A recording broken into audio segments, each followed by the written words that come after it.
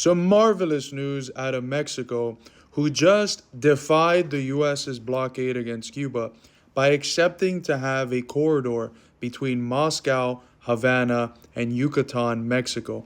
What's basically going to happen is that any flight from Moscow to Mexico is going to have a midpoint facilitating business, discourse, and everything else in Havana, such that stimulates, of course, Cuba's economy, and it defies, in a quite impressive, and I think to a certain extent unprecedented form, the U.S.'s 60-year-long blockade on Cuba, 60 plus years at this point, where it's literally tried by any means necessary to separate Cuba from any access to the global economy, which is something that any country, especially a very small island of 10 million people, needs in order to survive.